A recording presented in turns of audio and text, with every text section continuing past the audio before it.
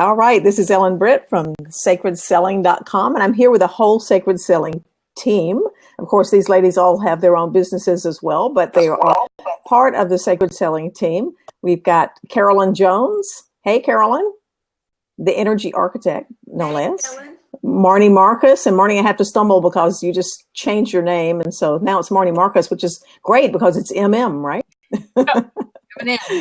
And Nancy Camden, who finally got into the blab using an app, which you just had to download. So Nancy, thanks for your ingenuity and willingness to experiment here. Thank you for your patience. Yeah, no problem. So we basically come together today to discuss this whole concept of sacred selling, because we've been hearing some interesting comments from people about that whole idea, specifically that some people really don't think that sacred goes with selling, that it's kind of an oxymoron, and that selling couldn't possibly be sacred. I've heard that one too.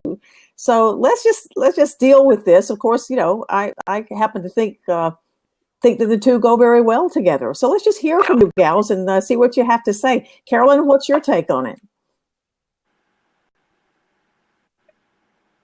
Yeah, see if Carolyn's hearing me.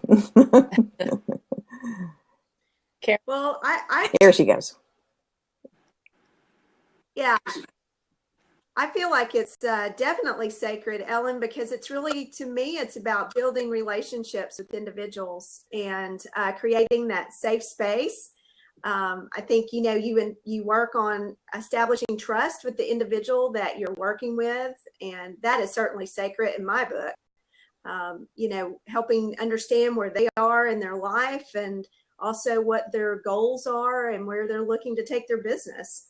So it's a lot of relationship building, in my personal opinion. Well, Carolyn, as part of your work with the Sacred Selling team, though, you bring this extra thing to the picture, which is your energetic work. How would that work in a selling conversation? Well, in my world, everything is energy. So I believe that you can sense the energy of another individual, whether you're in person with them or whether you're on the phone with them.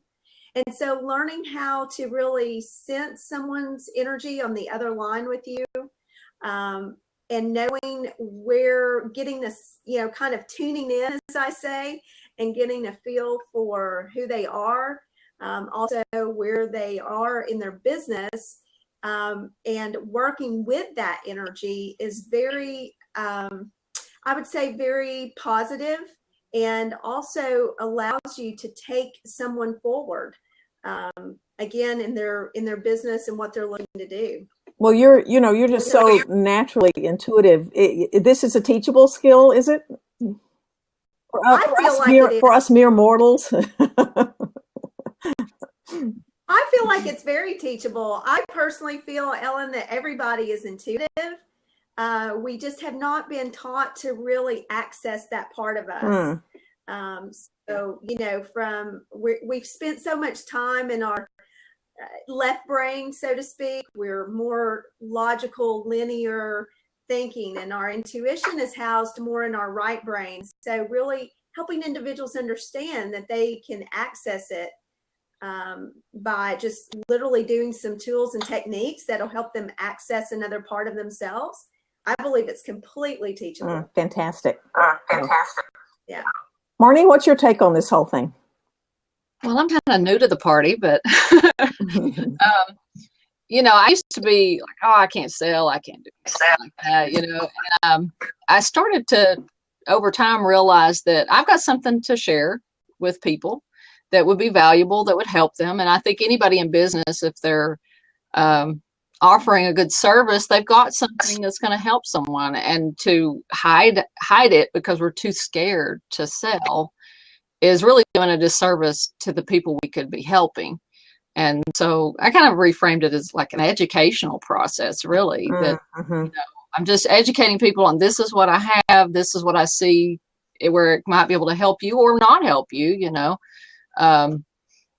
just being honest and letting go of it, the outcome, about whether this person has to be the person that I make the sale to. Just relax and just, like Carolyn was saying, you kind of tune in to where they are and whether they're a match for you or whether you're they're a good fit or whatever. You're going to resonate with that person. And I think it took me a lot of years to try to get to the point where I trusted my gut on that, and anytime I'd have a bad feeling and I do it anyway for the money, I would end up regretting it. Yeah, we've all been there for sure. Well, Marnie, as part of the Sacred Selling team, your area of expertise is generating leads with Facebook ads. How do you think this concept of sacred selling could possibly come into designing a Facebook ads campaign? Well, a lot of your what gets people to be interested in what you have to offer is you and your personality. Like Ellen, your y'all and your Southern stuff and your chickens and your flowers.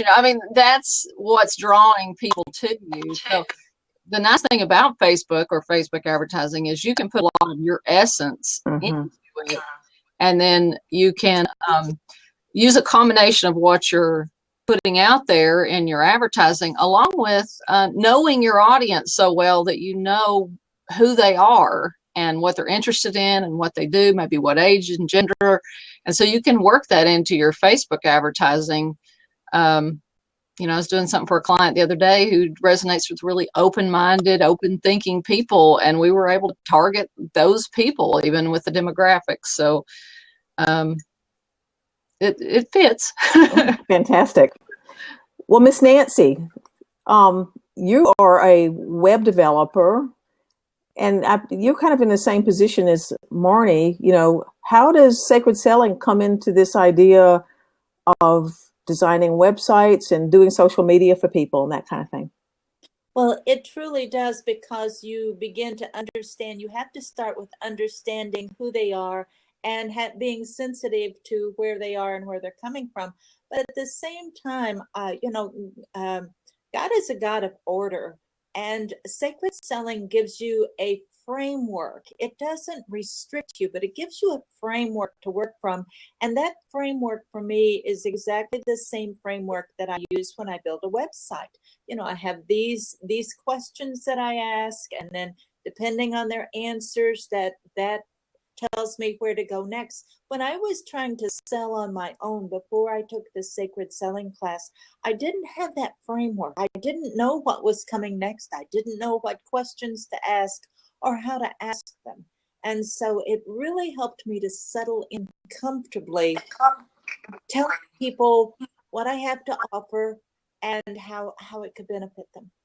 Yeah, well, I think this whole idea of getting away from this is some sort of pre-planned script, right, or that you got to memorize closes, or you read these books about you have to have a memorized close for every situation, and I don't know about you gals, but that just feels totally off to me. I don't know. I can't go there. I don't know. What do you think? Me, and it with a sense of panic and chaos. That always trying to grasp what was the next question I was supposed to ask, and it's right. Not authentic. It isn't real. It's not developing a real relationship. And so, with what you teach in sacred selling, you can relax into that and be authentic. Right.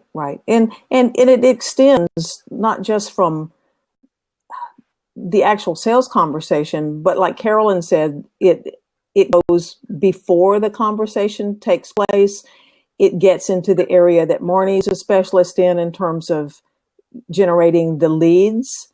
It comes from the appearance of your website, which is your area of expertise, Nancy. So, and my thing has always been to bring your personality into whatever you do. And of course, in my case, I can't help it. I'm just too Southern, and I can't help taking pictures of chickens and all that good stuff. So, but that has attracted a certain audience to me. And those people who are not attracted, then those people are not my ideal client. So I don't want them anyway, right? So I think if you try to be somebody else, then you're going to get in trouble because you're going to attract the wrong clients to you. Or like Marnie said, if you talk to somebody and you get that kind of red flag feeling in your gut. I don't know, you'd call that your intuition, right, Carolyn, that your intuition is coming into play and you go ahead and you accept that client anyway.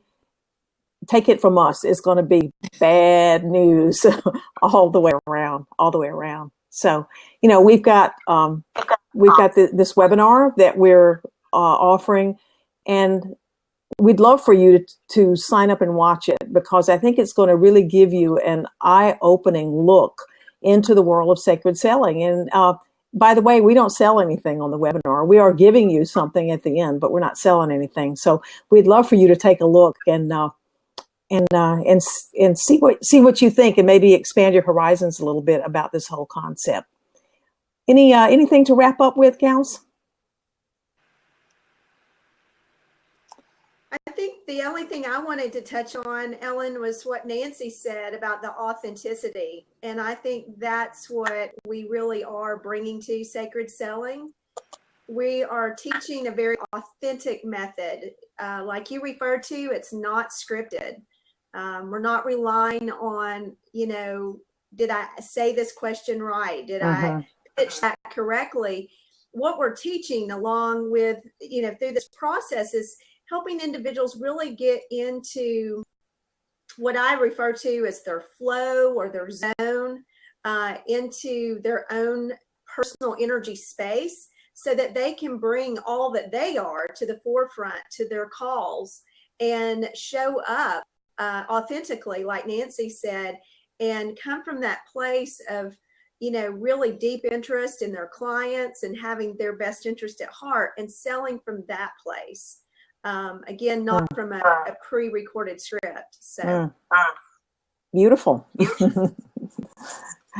Okay, Marnie, anything?